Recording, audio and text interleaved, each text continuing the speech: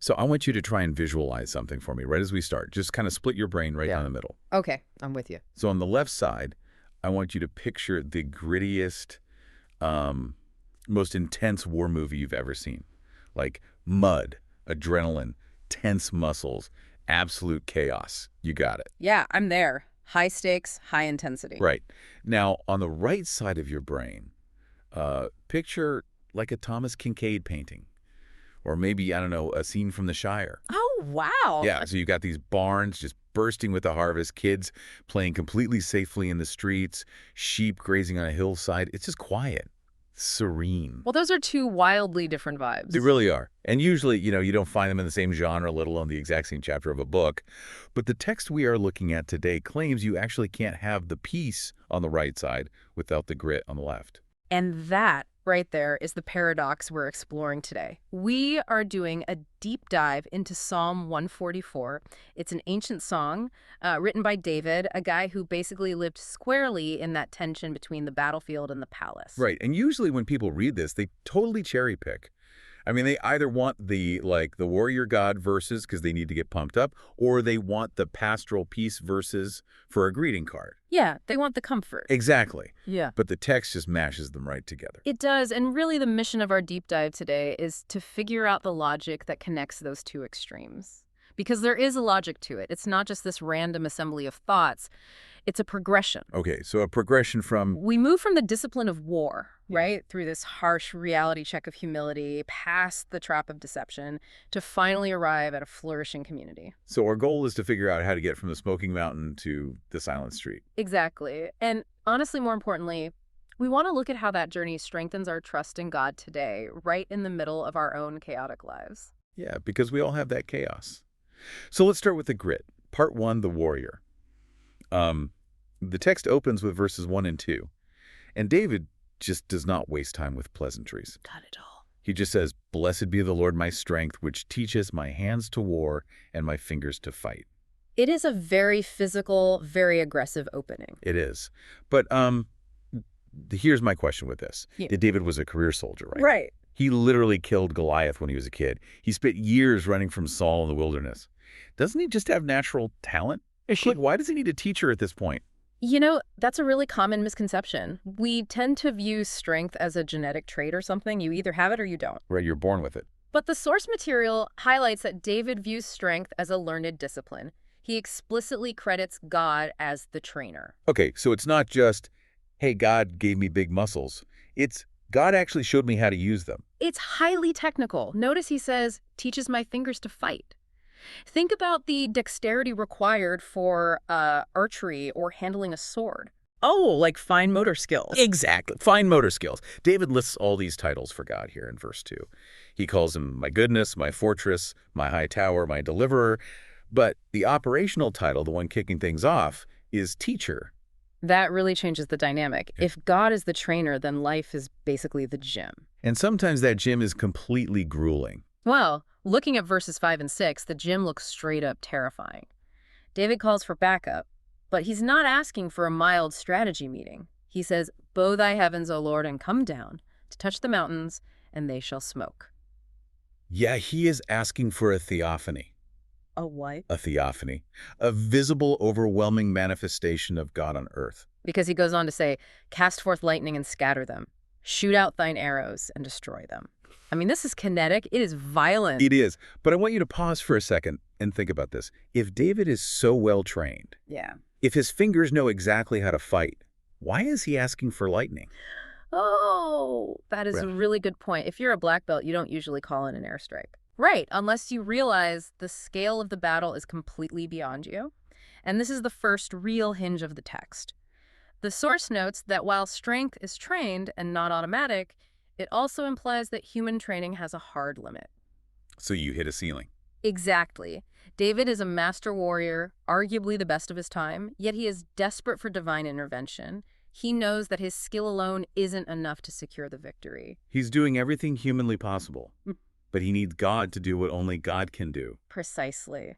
And that realization triggers this massive shift in the text. You expect the next verse to be a war cry, right? Like, I am the champion, or let's go get them. Right, he's got the lightning, he's got the years of training, should be hyped up. But look at verse 3. Lord, what is man, that thou takest knowledge of him? Or the son of man, that thou makest account of him? The camera just pulls back. Way, way back. It's like he suddenly looked in the mirror and realized how tiny he really is. This is the paradox of humility. Right in the middle of a literal war for survival, David gets philosophical. He basically asks, why do you even care about us? The text uses some pretty heavy imagery here in verse 4, too. It says, man is like to vanity. The Hebrew word there is hebel. It translates to a breath or a vapor, something that is here for a microsecond and then just disperses into the air. And then it says, his days are as a shadow that passeth away.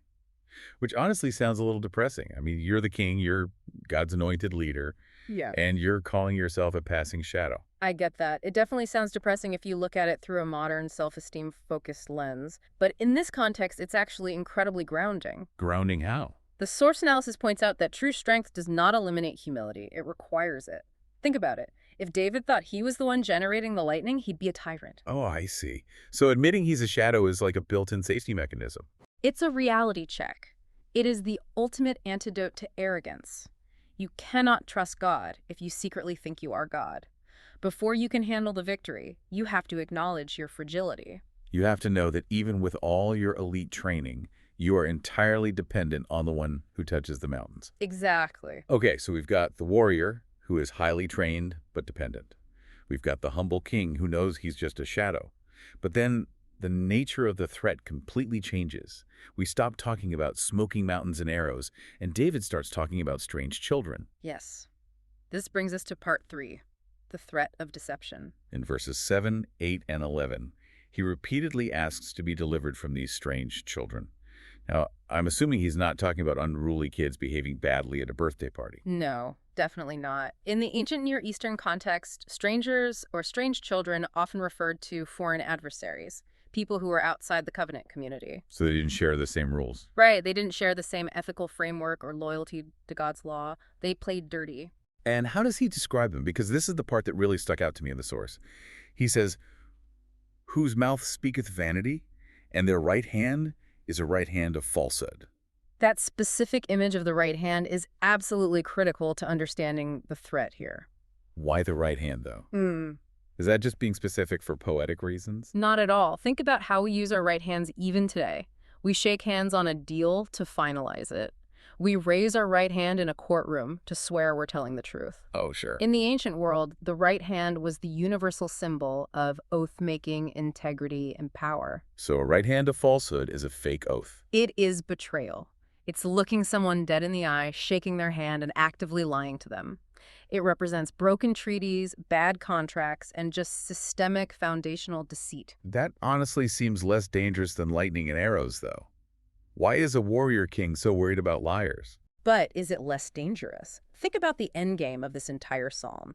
We are trying to get to a flourishing, peaceful society. You cannot build a stable economy or a safe community on a foundation of lies. I see where you're going with this. If the contracts are fake, the businesses fail. Exactly. The source emphasizes that discernment protects stability. If you are entangled with people who lack integrity, people whose right hand is falsehood, you simply cannot have the harvest. The deception just rots the whole structure from the inside out. Precisely. So the liars are actually a bigger threat to long-term peace than the armies are. An army breaks things from the outside, but a liar breaks the trust that holds the entire society together. And that is the perfect bridge to the final section. If and only if you have the discipline of the warrior, the humility of the shadow, and you've managed to purge the deception from your ranks, then you get the vision in verse 12. The vision of flourishing. This is the payoff. This is what all that fighting and training was actually for. It is a beautiful, comprehensive picture of what a healthy society looks like. And it is incredibly detailed. Let's break this down because he lists very specific sectors of society. First, he looks at the family. He says that our sons may be as plants grown up in their youth. Plants grown up implies deep roots and vitality. They aren't stunted by the trauma of war or by famine. They are established and thriving. And then he talks about the daughters, that our daughters may be as cornerstones, polished after the similitude of a palace. Now, I've heard this explained a few different ways, but cornerstones sounds kind of heavy. It is heavy, but in the best possible way. Think of a caryatid. Oh, what? A caryatid. Those stunning, intricately sculpted pillars in ancient Greek and Middle Eastern architecture, they look like noble women, but they are actually holding up the roof of the building. Oh, wow. So they are completely essential. They're structural. Exactly. It's not just about them being decorative or pretty. It's saying that the daughters are the strong, beautiful pillars holding the entire society together. Without them, the palace collapses. That is a statement of immense value. It is. It elevates them to a position of structural importance. Then he moves on to the economy in verse 13. That our garners may be full, affording all manner of stores. Garners are just barns, right? Granaries, storehouses, yes. This represents total food security. It means the supply chain is working perfectly and there is abundance. And then, that our sheep may bring forth thousands and 10,000s in our streets. That our oxen may be strong to labor. It's a picture of explosive economic productivity. But notice the connection back to the deception part we just talked about. Right. You don't get full barns if your trade partners are constantly lying to you and breaking contracts. You don't get sheep safely multiplying in the streets if the city walls are constantly being breached by strange children. It really is all connected. The integrity directly enables the prosperity. And then comes the absolute climax of the vision, the last part of verse 14. That there be no breaking in nor going out, that there be no complaining in our streets. No complaining in our streets. That honestly sounds like science fiction. It does, doesn't it? I mean, have you been on the internet lately? Complaining is basically our national sport at this point. True. But think about what actually has to happen structurally for there to be no complaining, or more specifically in the Hebrew, no outcry of distress in the public square. What does that take? It implies that the justice system is working flawlessly. It implies that the weak and vulnerable are protected. It implies that everyone's basic needs are met. It's total systemic social stability. The source calls this holistic success. It's not just that the king is sitting in his palace getting rich. It's that the streets are quiet because the people are genuinely content. It's communal well-being. And I noticed back in verse 9, David mentions singing a new song upon an instrument of 10 strings. So this whole flourishing vision is literally bookended by joy and praise. Exactly. The joy is the natural byproduct of a society that functions the way God intended. It's a lot to take in. We've gone from asking God to snap mountains in half with lightning to watching sheep safely graze in a quiet, happy city. But we have to land this in our reality today. Because, let's face it, most of us aren't ancient kings commanding armies. We're just trying to get through the work week. Right. So how does this deep dive into an ancient text actually strengthen our trust in God right now, today? Well, let's go back to that training idea we started with. The source material applies this to modern life, but I kind of want to push on it a bit. Go ahead. The text says, "He teaches my hands to war." And the application suggests we should view our current struggles, like career issues, financial stress, or parenting crises, as training. Yes. But when you are in the middle of a massive crisis, it does not feel like a classroom. It feels like you were just getting beat up. You're entirely right. It often feels like raw suffering. But that is exactly why the gym metaphor is so apt. Think about how you build physical muscle. You literally have to tear the muscle fibers. It is inherently painful. So you're saying the pain isn't a sign that God has abandoned you? According to this psalm, absolutely not. The pain is part of the curriculum. The war you are currently in, whether it's fighting to save your marriage or fighting to maintain your integrity in a really corrupt industry, that is the specific mechanism God is using to skill your hands. That is a tough pill to swallow, but it really reframes the suffering. Instead of sitting there asking, why is this terrible thing happening to me? We could ask, what critical skill am I supposed to be learning right now? Exactly. Training today prevents crisis tomorrow. Trusting God means trusting his curriculum, even when the lesson is incredibly difficult and exhausting. That makes a lot of sense. Let's talk about the deception part again, too. The right hand of falsehood. How does that directly apply to a modern listener? It forces a very serious, honest audit of our partnerships. You mean like business partners? Business partners, friendships, romantic relationships, any significant alliance in your life. The psalm is crystal clear on this. You cannot have the full barns of the ending if you are quietly aligned with the falsehood of the middle. It's tempting, though. Sometimes the person with the right hand of falsehood is the one offering a shortcut. They can get you the deal faster or make you more money up front. They absolutely can. But the source reminds us that short-term advantage gained through dishonesty always erodes long-term stability. If you want the flourishing family and the quiet streets, the real blessing, you have to value integrity over speed.